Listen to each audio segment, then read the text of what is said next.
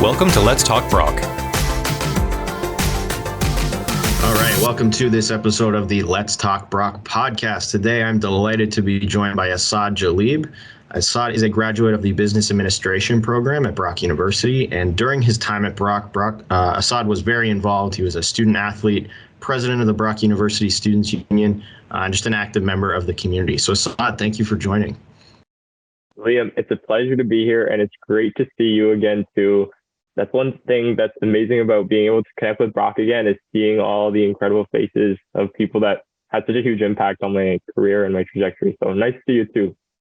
It's great to see you again too. It's been too long. But I think I agree. One of my favorite things about Brock is just seeing the same people over and over again every day. So it's really nice to see you again. But I wanted to sort of dive into things, sort of throwing it way back. Can you, to start off, tell us about your experience in choosing Brock initially? So what led you to the business administration program? What made that a good fit for you? Yeah, so for me, I think the biggest driver for the business program at Brock in particular was I actually had a few friends that were in upper year when I was in high school, and they just had such a brilliant experience. They'd always tell me about it, had the opportunity to come and visit Brock a few times.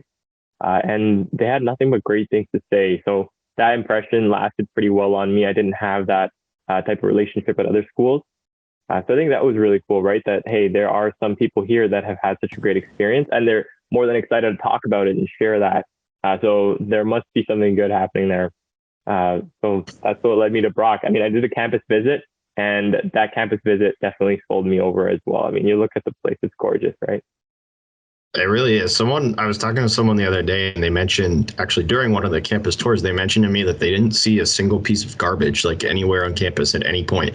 And it's something that you don't really think about, but once it's sort of brought to your attention, you realize how beautiful the campus really is and how much green space there is and how great of a job our grounds and facilities crew does to just make sure everything's looking great. So I had similar experience coming on that tour, just seeing the place in person. I think is really, really valuable. But once you got into the business administration program, we'll talk a little bit later about how you've become a bit of an entrepreneur after your time at Brock. But what were some of your biggest takeaways from the BBA program, and sort of what skills did you pick up? What entrepreneurship lessons did you learn? Yeah, so the BBA program, I think for me, it was incredibly impressionable. One of the biggest pieces, I was doing some thinking about this prior, and I realized that one of the biggest pieces that I would definitely attribute wherever I've come to is the fact that the Goodman experience is built to get you to develop the soft skills like communication and presentation. There's been so many times where part of the course is getting in front of the room and talking about something and learning about something new and explaining it and sharing your thoughts, your perspective, breaking it down, etc. And I think that problem-solving process, as well as being able to explain it and communicate it, is seen throughout the courses, right? So you'll see that whether you're in the accounting courses or the finance courses or marketing, you're constantly being challenged to identify problems, build solutions, and then present them in a simplified way. So I think that piece was absolutely massive. I remember probably my favorite course at Brock was Marketing 3P24, and the entire course is really built around case-based, reviewing cases, identifying what the companies involved or the parties involved should be doing, and then presenting that case in a good way. So I think those were some of the biggest pieces is getting, Goodman got me in front of the room as much as they could. They got the nervousness out of me. I still get nervous, but a lot less than I did when I first walked in. That's great. Yeah. From what I've seen, it's a lot of very presentation focused classes, like you're saying. Even the physical layout of the classes are kind of designed with that in mind in the new Goodman School of Business that was renovated a few years ago. That's a super important skills that you'll pick up. And I hope you're not too nervous on this podcast today talking. I'll be honest, I'm nervous, but you know what? It's okay because I'm talking to you. Okay, gotcha. I think another big piece about every program at Brock, but in the business programs, there's a big emphasis on experiential learning. So co-ops and internships and case competitions and things like that, really getting you not just hands-on learning experience inside the classroom, but outside as well. So did you have any of those experiences during your time at Brock that you wanted to highlight? Yeah, absolutely. There's a lot of opportunity when it comes to getting involved, and there's a lot of diversity in your options too. So one of the things I did while at Brock was I actually went to France for 4 months on exchange, and it was yeah, it's crazy. It was just a couple of years ago, but I went and lived in France on exchange at the Burgundy School of Business. And I look back and I'm like, holy smokes, how was that even an opportunity? And going there and experiencing a new country, being in Europe, learning the language, the food, and being in business school in Europe, that was an unreal experience. I don't know. Did you get a chance to do any exchanges during your time? No, I've never had the opportunity, but I mean, it looks like a really good experience for sure. Yeah, yeah. So there was that. There was a lot of competitions hosted through BioLink, such as like the Niagara Kickstart entrepreneurship pitch competition I think it was in collaboration with Niagara and Brock and Niagara College. So that was a lot of fun. We participated there, and then Busu, of course, was a huge part of my university, my time at university. So definitely time with Busu as well. I mean, all those things kind of add up and building these incredible experiences that I still hold on to forever. Like I've got my Busu poster up in my room there, and I remember it, and a lot of my Brock stuff. So it's it's exciting the different opportunities that are there if you want to take them. Absolutely. It's really just on you to kind of reach out and grab it. But how's your French these days? Have you retained all of that since your time in France, or is it a little shaky? It's a little shaky. I don't even think I could pull it out right now. But yeah, I mean, you look at you, right? Like you got super involved as well. You went down the Smart Start route. You went down the passage of recruitment. How's that experience been? Oh, it's been great. I mean, like similar to you, I would say like coming into Brock, I was a very nervous and kind of shy person. And like, I didn't really enjoy speaking in front of crowds, but I mean, at some point you really do have to learn those skills. And Brock has been really huge for me for that and just kind of finding a voice. I mean, Smart Start, the summer orientation program that you mentioned, like that I've worked for the past few years, you're presenting in front of hundreds of people every day and incoming first year students and connecting with them and sort of easing their transition into Brock. And I remember like when I was coming into first year, that was a super important piece for me. So I just kind of wanted to sort of give back and do my part. So that's sort of the path that I headed down. But then there's so many different routes you can go, right? Like you took Busu and, you know, there's athletics and you can get involved with like faculty academic research. So there really is kind of a path for everyone at Brock, I would say. Yeah, I mean, there's tons of clubs. I think over 100 clubs on campus, right? And that's just one of the components of being active on campus that you have the opportunity to take if you want to. And I know I saw you like at the recruitment event, you're constantly talking to new people, which I think like being able to go and have a conversation with a stranger, especially the way I've seen you do it. And I'm like, man, it's not just me that Brock's had an impact on, it's all these hundreds of people that have been able to grow and learn and develop their skills through the opportunities. I always like seeing you at the recruitment events, the way you're talking to students and getting them inspired and excited to come. Yeah, for sure. It's a lot of fun, super rewarding, like I mentioned. But I mean, you mentioned and kind of circling it, you've mentioned Busu a couple of times, but I know you were super involved with the Students Union here at Brock, eventually becoming the president of Busu as well in your last year here. So what were some of the standout lessons that you learned in that role? I mean, I know we've touched on a few of them already, but also what was the path like for Busu? How did you get involved with it initially and where did you end up with it? Yeah. So it's kind of like, so my path getting involved with Busu is a bit like how you mentioned you wanted to give back based on the experience you had. So on my campus tour, when I first came in, I walked in through Walker Complex. I believe that's where the tour starts. Does it still start there? Not anymore, but that was probably like one of the open house days, one of the big events, right?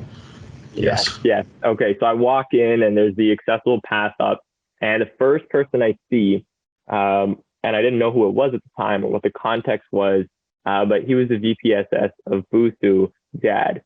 And at the time, I didn't know what any of those acronyms meant or or who it was, but this guy was just incredibly friendly towards me, and he made me, and this was me walking into a new place without my family for the first time, right? I'm like hundreds of kilometers away from home. And he just welcomed me. And for no reason at all, he was showing me the places, showing me the ropes, telling me where to go, telling me he'll grab coffee with me later, lunch, all the things which he ended up doing. But it was like, who is this person, this stranger who's suddenly become a friend so quickly? And I think about that time and I'm like, man, I was so nervous walking up those stairs. But all that went away within 10, 15 minutes of meeting somebody. And that's what really drove me as I learned more about Boost. And I'm like, wow, what an impact that somebody could have had on another person. I want to be able to do that too. So I started off, I mean, I got involved on the council. I worked at Isaacs as a security guard too. And then I ran for VP and then president. And Dad was a part of all that too. He was a mentor throughout all of that. And it's lucky to be able to do that for other people. And I hope there's other students out there that I've had that impact on as well. That's awesome, man. Yeah, it's a really cool story. I think you never know kind of what impact you're going to have on someone every day, even just I mean, to him, I'm sure that was maybe just a little small interaction, but for you, it meant the world of difference. And you're here talking about it all these years later, right? So you really never know kind of the impact you're going to have, I think, there. But that's great. And it was good to see your journey through Boost. I mean, we were kind of around the school at the same time. So seeing you eventually become the president, I think that was really cool to see. And what was that experience like for you as president? What was sort of the day-to-day there? Yeah, so we worked, at VP, as VP and president, I worked on quite a few projects. I think the biggest one that we'll probably remember, and the students now are probably getting advantage of, was the 15,500 square foot zone expansion. So we tripled the size of the gym, and I had the opportunity to be there from the day they first put the shovel in the ground, from the groundbreaking all the way till the opening. So that was incredible. And we had to work through that, through the pandemic, through the supply chain issues happening in the construction industry, through transitioning into COVID as well, right? Managing all of that. So that was a huge experience on its own, but it really taught me how, you know what, you have a plan to go ahead with what you want to do, and you have contingencies built in that you'll be able to work through them. And the team that we worked with was incredible, right? We worked with Brock University, we worked with Robert, the GM at Busu, Bilal, the previous president, and the people there, they were so ready to support and work through the challenges that was a brilliant experience. I think that one was a big one. And then one of the other ones that I was really passionate about, which kind of slides under the table just because it got covered under the mat of COVID, was the fact that we gave back, first time in Busu history, first time in probably Ontario's history, as far as student fees. We gave half of them back, right? Because we were off campus for half the year. So we gave roughly $4 million in student fees back. And that had never been done before. There was no documentation on how to do it. There was no legal guidance. There was no accounting guidance. It was just like, hey, this is the right thing to do. Let's put the right things in place to make this happen. And we were able to make that first, which was awesome. The last one I'll talk about was, if you talk about impactful projects that really helped me see things differently, was working on menstrual equity on campus. So that was a big one, right? We were able to get menstrual equity products in the different bathrooms across campus for free. So a lot of things that we got to work on. It was a very project-based role where, hey, this is something that we see as a student need, and we can have an impact based on the resources that we have to deliver value, whether that's by bringing resources together or providing human capital resources. So those projects had a huge impact. Absolutely, and they're still having an impact to this day. I mean, every time I walk by the new zone, and first of all, it looks fantastic, but also it's jam-packed with Brock students using it. So I'm sure you'll be happy to hear that. It's looking great. But really speaking of projects that you've worked on, I know after you finished your time at Brock, you became an entrepreneur. You became one of the co-founders of DirtMarket. So tell us a little bit about DirtMarket. What's that business all about? What was that process like for you to get that off the ground, and where did the idea sort of spark from? Absolutely. So DirtMarket, it's right now myself and my co-founder, Emma Kerwin, who's actually a Brock grad herself. So what ended up happening was, while I was at home for COVID, my father, he's a developer out in the GTA, and he gave me a call and said, hey, I need some help. There's something that's happened at one of the project areas. So I went out, I took a look, and turns out somebody had actually dumped about 80 loads of soil onto his property. And I know nothing about soil. I know something about construction because I worked on the zone expansion, the student center, and, of course, part of the family business. but not knowing too much about soil. But what I did know about soil was that there's companies that also purchase soil. So on one end, here's somebody trying to get rid of soil illegally by dumping it onto one of my father's projects. And I know that companies that build houses, etc., they will buy soil for grading, for leveling, right? So it's actually a resource. And we thought about it. Turns out there's not really a way for those two parties to connect. And this was really in brainstorming with Emma. And she said, like, why don't we build a platform that can connect these two parties, see what happens?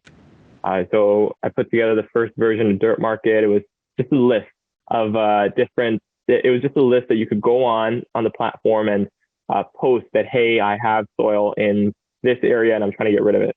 And then people that could take soil would be able to view that. Initially, it started off as just, hey, I dug something up in my front lawn and I have a couple of bags that I don't want anymore. But eventually we kept growing the space, calling different construction companies, learning more about the problem.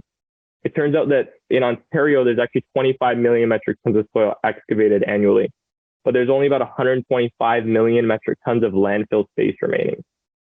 So as the space to dump soil decreases, the price actually continues to increase. And construction teams are actually looking for ways to get rid of their soil in a more cost-efficient, but also sustainable way, because putting it in a landfill is not the most sustainable option. They're usually far outside the city, so you have high trucking costs as well.